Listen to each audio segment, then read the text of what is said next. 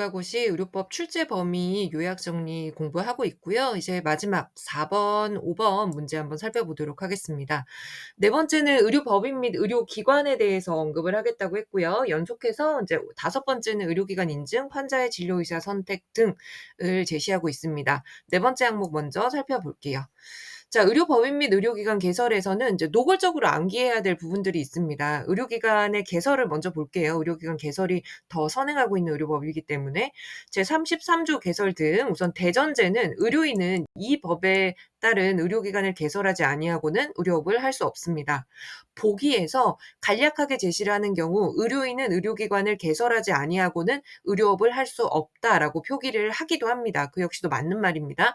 의료기관을 개설하지 않고는 의료업을 할 수 없다. 하지만 다만 응급 환자를 진료하거나 뭐 예컨대 비행기에서 환자나 환자 보호자의 요청에 따라 진료를 하는 경우, 국가나 지자체장이 공익상 필요하다고 인정하는 경우, 그리고 법에 따라서 가정간호를 하는 경우, 아주 특별한 경우를 제외하고는 그냥 개인이 의료기관이라는 것 외에서 수익을 창출하고자 의료업을 할 수 없다라는 이야기입니다.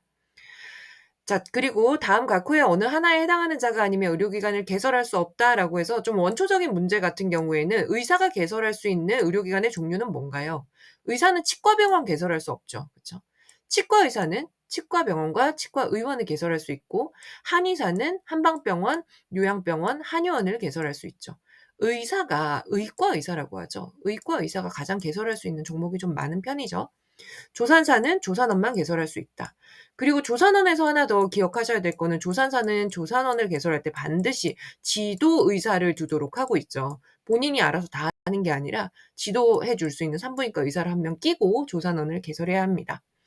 자, 다음 각호의자라고 해서 의료기관을 개설할 수 있는 대상입니다. 의료인 중에서는 간호사 빼고 다 의료기관을 개설할 수 있어요. 저는 간호사인데 나도 돈만 많으면 하나 개설해 가지고 의사 좀 고용하고 싶은데 나에게 그럴 일은 일어나지 않죠. 일단 돈도 없지만 법으로도 안 된다. 그리고 국가나 지방자치단체, 국립중앙의료원 같은 곳이 국가에서 운영하는 곳이죠. 성남시 의료원, 지자체에서 운영하는 의료기관이죠. 의료업을 목적으로 설립된 법인, 의료법인들 우리 앞에서 살펴봤었죠. 의료법인을 개설하기 위해서는 어떻게 해야 한다? 시도지사의 허가를 받아야 된다. 허가를 득해 놓고 2년 동안 개설하지 않으면 개설 취소된다. 이런 거 기억을 해 주시고요. 그리고 민법이나 특별법에 따라 설립된 비영리 법인 같은 경우도 의료기관을 개설할 수 있고, 기타 준정부 기관 등 의료기관을 개설할 수 있습니다. 자, 다음 이제 요거 중요한 내용이죠. 의원, 치과의원, 한의원 또는 조산원. 조그만한 사이즈죠. 작고 귀여운 것을 개설하려고 할 때 사회적인 무리가 되지 않습니다. 우리 동네 대장님에게 신고하면 돼요. 시군 구청장에게 신고한다. 자, 헷갈리는 거는 신고와 허가입니다. 다음으로 넘어와서 종합병원, 병원, 치과병원, 한방병원, 요양병원, 정신병원. 여기는 뭐죠? 병원들이죠. 병원이라는 것은 최소 30병상 이상, 종합병원인 경우 100병상 이상으로 개원이 되는 꽤나 큰 곳입니다. 크다라고 해서 중요한 게 아니라 크기 때문에 수술을 하고 입원을 하고 밥을 먹고 불나면 밤에 대피해야 되고 이러한 여러 가지 위험 요소들이 있는 거예요. 그래서 적정하게 건물을 지었는지, 적정한 진료 기준에 맞는 의사들을 채용했는지, 간호사를 채용했는지 이런 것들을 허가서를 작성하도록 해서 허락을 득해야 돼요. 그래서 병원급 이상 의료기관을 개설하는 경우에는 시도 의료기관 개설위원회 심의를 거쳐서 시도지사의 허가를 받도록 되어 있습니다. 자, 의원급 의료기관 및 조산원은 우리 동네 대장님 시군 구청장에게 신고합니다 하면 "아유 개원하세요." 하면 끝이에요. 근데 병원급 의료기관은 시도지사에게 허가서를 작성해서 허가서를 제출하고 허가를 득해야 돼요. 허락을 받아야 된다니 귀찮고 짜증나는 일이죠. 하지만 어떻게? 내가 규모가 큰 걸. 그쵸. 시군구청장에게는 신고, 시도지사에게는 허가. 요거 절대 헷갈리시면 안 되고 어설프게 공부하면은 잘 틀리는 부분, 하지만 나 말고 다른 학생들은 다 외웠다. 그죠? 기억을 해 두시고요. 자, 그리고 리마인드 한번 하기 위해서 개설 신고나 개설 허가를 한 날로부터 3개월 이내 정당한 사유 없이 업무를 시작하지 아니하면은 시군구청장, 우리 동네 대장님이 "야, 너 개설 허가 취소다." 요렇게 합니다. 우리 의료법인은 아직 공부를 안 했군요. 이따 의료법인에서 비교해서 한번 얘기해 드릴게요. 자, 이거는 어떤 개인이나 등등이 개설하는 의료기관이잖아요. 의료기관은 3달 "내가 개설하겠다."라고 신고하거나 허가를 받아 놓고 3달 이내에 개설 안 해? "개설할 마음 없네."라고 해서 개설 허가를 취소합니다. 누가? 우리 동네 대장님이. 내가 허가는 시도지사에게 받았다 하더라도 문 닫는 것 따위는 우리 동네 대장님이 결정해 줄 수 있는 사항이에요. 자, 다음 각호 어느 하나에 해당하는 경우 의료기관을 개설할 수 없다라고 해서 약국과 담합하는 경우, 그리고 불법 건축에서는 병원을 개설할 수 없습니다. 자, 다음 의료인은 어떤 명목으로도 둘 이상의 의료기관을 개설할 수 없다라고 되어 있어요. 내가 의사 면허도 있고 한의사 면허도 있다고 해서 3 층에 한의원, 4 층에 의원 이렇게 개설할 수 없다는 겁니다. 그리고 의료기관을 개설 하는 의료법인 등 다른 자에게 이 법인의 명의를 빌려줘서도 안 되죠. 면허 빌려주면 안 되는 것과 동일한 개념이겠죠. 자, 그리고 다음은 의료기관 개설 특례라는 게 있어요. 여기 사항에서 개설 특례에 대해서 언급하겠다 하진 않았지만 이 의료기관의 좀 특이한 형태가 특례이기 때문에 특례에 대한 개념은 담아 두십시오. 의료기관을 개설하는데 특별한 예외를 두겠다라고 하는 겁니다.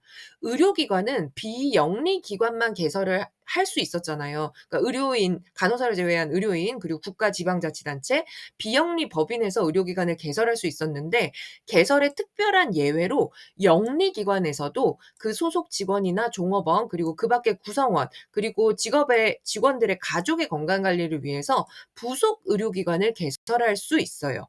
부속 의료기관이라고 하면 뭐 대한항공 항공의료원센터 부속 의원, 뭐 아모레퍼시픽 용산 사옥에 있는 부속 의원, NC소프트에 있는 부속 의원, 요런 것들을 이야기합니다. 아모레퍼시픽, NC소프트, 대한항공 다 영리 기업이잖아요. 하지만 "너네 직원 그리고 종업원, 그 직원의 가족들만 진료할 거야? 그래, 그럼 우리가 개설 특례로 지어 줄게. 좀 편하게 직원들의 편의를 도모해 줘."라고 하는 게 개설 특례입니다. 이것은 병원의 이 의료기관의 사이즈에 따라서 의원급인 경우 시군구청장에게 신고, 그리고 병원급인 경우 시도지사의 허가를 받는다는 거는 기존의 의료기관의 개설과 똑같은 형태입니다. 자, 그리고 우리가 좀 꼼꼼히 공부해야 하는 것은 이제 의료법인이죠. 의료법인은 뭘까? 개인 사업자처럼 "내가 의원 개설할래요."라고 하는 게 아니라 돈을 가진 다수의 사람들이 모여서 법인이라는 형태를 만들어서 좀 별도의 회계 관리를 하며 운영을 하는 거예요. 그래서 뭐 세금이 같은 것에서도 좀 혜택을 받을 수 있고, 내가 의사인데 딸이 의사가 아니야. 근데 딸한테 병을 너무 물려주고 싶어. 그러면 의원이나 병원은 딸을 병원장으로 앉힐 수가 없잖아요, 이 사람이 의사가 아니니까. 근데 의료법인인 경우에는 법인 이사장으로 앉힐 수가 있어요. 물론 이제 복잡한 절차들이 있겠지만, 그래서 법인으로 운영을 했을 경우에는 좀 많은 기금을 모을 수 있다는 장점, 그리고 어떠한 방식으로 좀 상속이 가능할 수 있다라는 고런 장점을 가지고 있습니다. 자, 까다로운 의료법인 어떻게 될까? 설립의 허가 꼼꼼하게 살펴봅니다. 누가? 우리 동네 대장님 말고 시도지사의 허가를 받아야 돼요. 법인의 사이즈가 얼마나인진 모르겠는데 콩알 만한 의원 하나 지면서 의료법인으로 짓는 경우는 잘 없어요. 보통은 사이즈가 좀 커요. 그냥 의료법인이다 하면 '아, 병원급이다.'라고 생각하셔도 큰 무리는 없어요. 물론 의료법인이 병원이다는 아니지만요. 그래서 사이즈가 좀 되고 이 돈에 대해서 면밀하게 살펴봐야 되기 때문에 시도지사의 허가를 득하도록 합니다. 만약에 이 의료법인이 그 돈에 대한 재산을 처분하거나 의료법인을 운영하는 정관을 변경할 때도 역시 시도지사의 허가를 득해야 돼요. 앞서 말씀드린 것처럼 허가를 득한다라는 거는 허가서를 작성해서 허가서에 올바르게 작성이 되어 있지 않으면 허가를 안 해 줍니다. 지금 제가 허가 몇 번째 말하고 있나요? 듣기만 해도 짜증나죠? 허가받는다는 건 그렇게 짜증나는 일이에요. 신고는 "신고합니다." 하면 끝이죠. 의원은 "신고합니다." 하고 차리면 되지만 병원급 이상 의료기관, 의료법인은 허가를 득해야 된다는 거 꼭 기억해 주세요. 누구에게? 시도지사에게. 자, 그래서 의료기관 개설에 대해서 다음과 같이 정리를 했고, 어려운 내용이 아니기 때문에 절대 헷갈리지 마십시오. 여러분 혹시나 헷갈린다면 주변에 군대 다녀온 오빠나 형님 있으면은 물어보세요. "휴가 허가받는 게 까다로워요? 휴가 신고하고 그날 나가는 게 까다로워요?" 하면 "당연히 허가받는 게 까다롭지. 신고는 신고합니다." 하고 집에 가면 끝이야. 이렇게 얘기를 해요. 그래서 허가가 훨씬 무게가 무겁다. 의료기관의 규모가 훨씬 더 크다라는 거 기억을 해 주십시오. 자, 그리고 의료법인은 아까 말씀드린 것처럼 한 명의 원장이 운영하는 것이 아니라 이제 여러 사람들의 돈과 기술이 집약된 곳이기 때문에 의료법인은 5명 이상 15명 이하의 이사와 2명의 감사를 두고 운영을 하고 있습니다. 임원에 대한 사항도 한번 읽어 보시면 도움이 될 수 있고요. 그리고 또 의료법인에서 중요한 것은 부대 사업 부분입니다. 부대 사업도 놓칠 수가 없죠. 의료업을 제외한, 즉 환자를 진료보고 꼬매고 자르고 수술하고 주사 놓고 하는 것을 제외한 영리 사업을 할 수 있어요. 의료법인은 그 법인이 개설하는 의료기관에서 의료 업무 외에 다음과 같은 부대 사업을 할 수 있습니다. 부대 사업을 하는 경우에는 병원의 치료비 같은 거랑 섞어서 회계를 계산하면 안 되고요. 병원의 일반 회계와는 구분을 해서 계산을 해 줘야 하고, 병원에서 딴 주머니 차겠다라고 하는 거기 때문에 이 부대 사업에 대한 것도 시도지사에게 알려줘야 됩니다. 근데 신고만 하면 돼요. 어떠한 사항들을 부대 사업하는가? 자, 여러분 잘 알고 계실 테니 빨리 읽어볼게요. 의료인과 의료 관계자 양성이나 보수 교육, 의료인 성장시키는 거죠.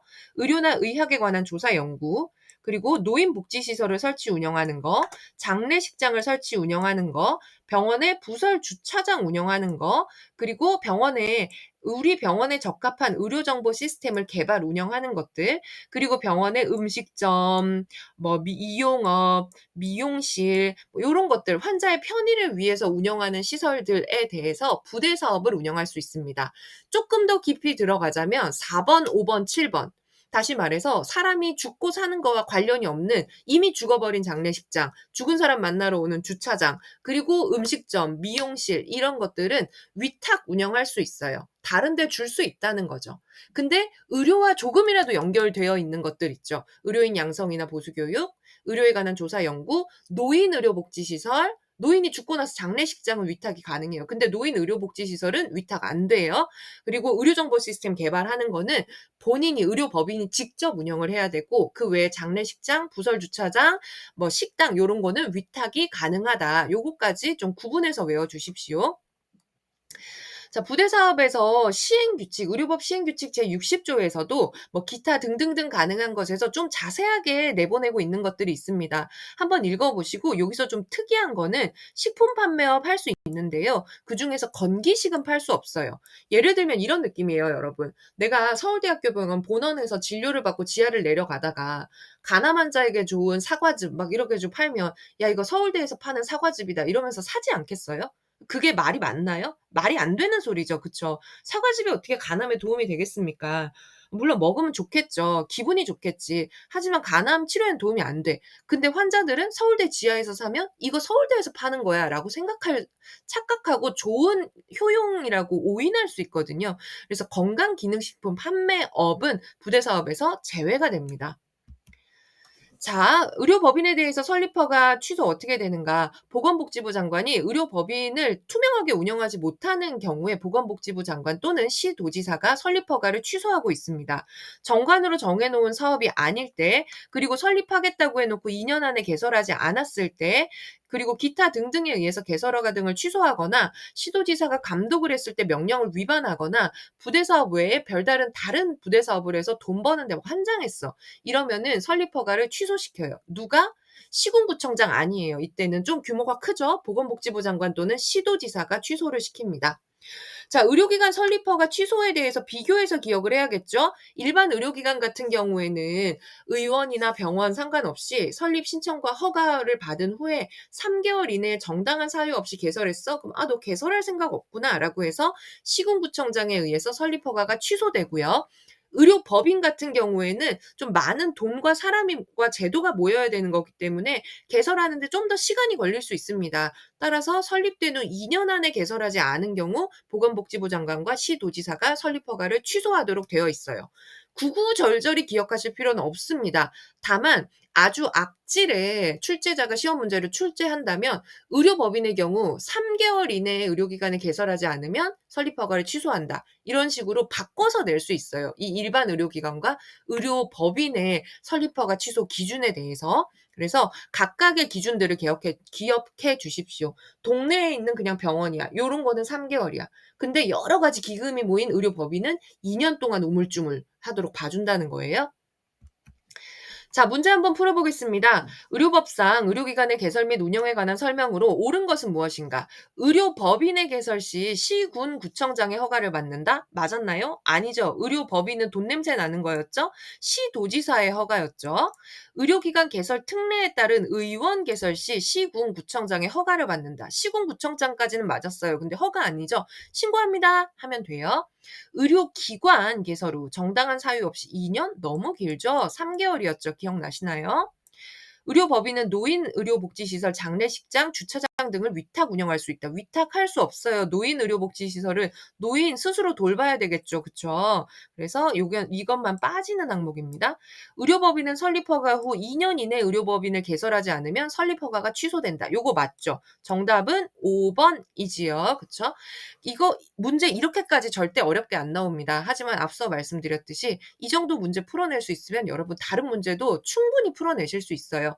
"왜 이렇게 어려운 문제 예상 문제로 내셨나요?" 라고 하신다면 여러분께서 가능한 많은 내용을 기억하셨으면 하는 바람으로 낸 겁니다. 그래서 요 보기들은 다 암기를 한다라고 생각하시고 시험장에 들어가세요. 자, 이어서 의료관계법규 5번째 문제 볼게요. 의료기관 인증 및 환자의 진료 의사 선택 등입니다. 의료기관 인증이 그렇게 중요한가? 라는 생각이 저는 이 제도 되게 좋아하거든요. 내가 출제자라면 내겠는데 내가 출제하지도 않았는데 왜 낸다고 했을까? 모르겠지만 한번 보겠습니다. 자, 의료기관 인증은 우리나라 의료 서비스의 평균을 상승시켜 주기 위한 아주 훌륭한 제도입니다. 하지만 여러분 대형 병원에서는 의료기관 인증에 대해서 콧방귀를 껴요. 왜냐면 어차피 공부 잘하는 애들은 평균이랑 상관없거든요.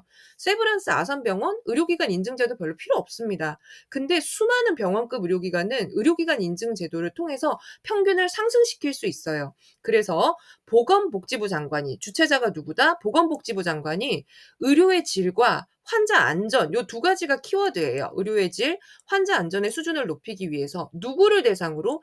병원급 의료기관을 대상으로 대통령령으로 정하는 의료기관에 대한 인증을 할 수 있다라고 하고 있습니다.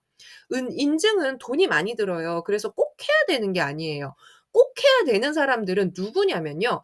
대한민국 K-메디컬의 이름에 먹칠하지 마라. 그래서 외국인 의료관광 등록 의료기관이 되려면 반드시 기관 인증을 해야 되고요. 그리고 호스피스 전문기관 지금 이제 곧 돌아가실 분들인데 의식이 없죠. 병원에서 아무리 잘하지 못했다 하더라도 이 호스피스를 받으시는 분들이 "아 이런 식으로 병원 운영할래요?" 이렇게 컴플레인 못 한단 말이에요. 저 같은 사람이 병원에 입원하면 별소리를 다 하겠죠. 안은 선무당이잖아요. 근데 이런 약자 의료의 약자인 분들은 앓는 소리를 못 하시기 때문에 반드시 의료기관 인증을 하도록 정해 놓고 있습니다. 외국인 등록 의료기관 지금 케이팝 뭐 K컬처 이런 거 핫하죠.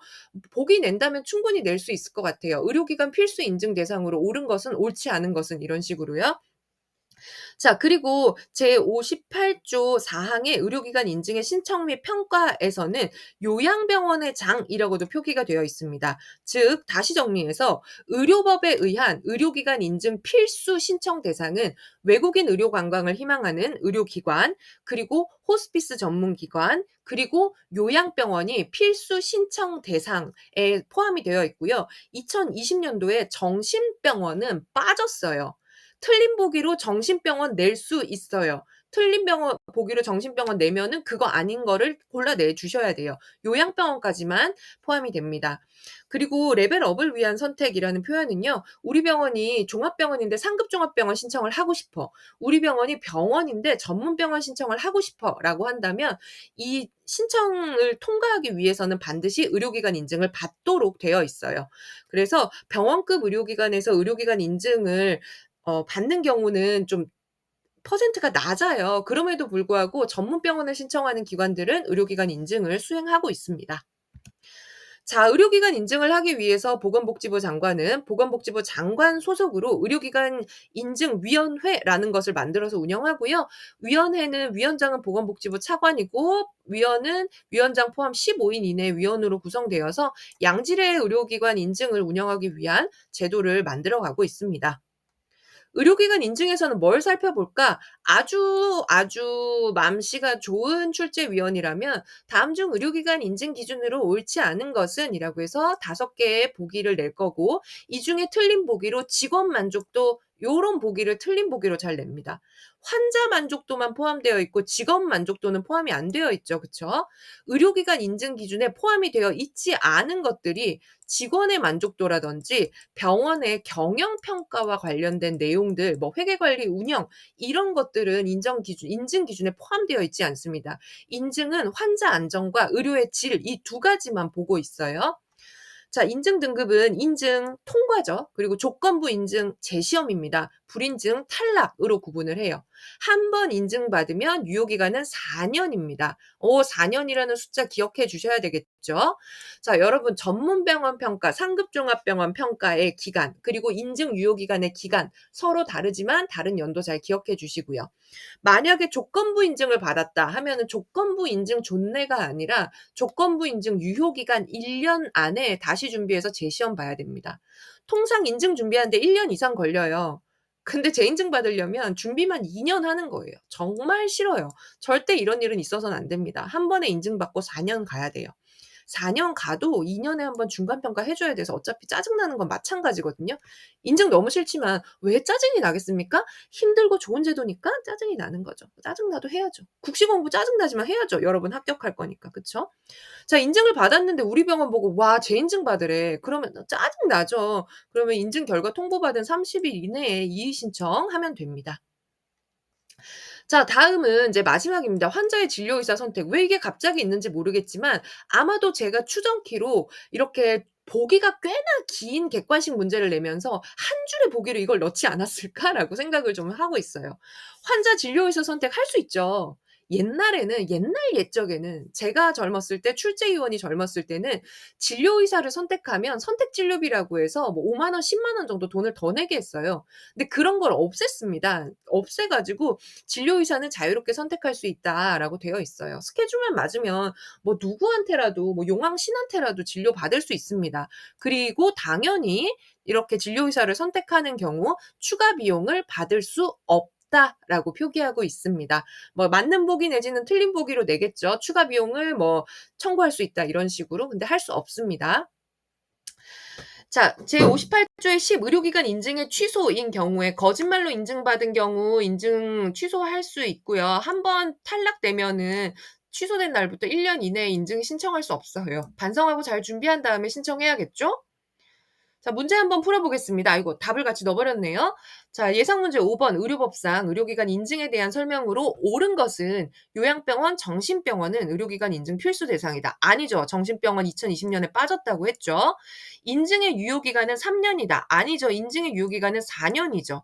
조건부 인증의 유효기간이 2년 아니죠. 재시험 보는데 1년만 시간을 더 줍니다. 의료기관 인증에는 환자의 권리와 안전, 환자 만족도, 직원 만족도를 조사한다? 틀렸죠. 직원 만족도는 안 궁금해. 직원 만족도는 안 궁금해요, 여러분.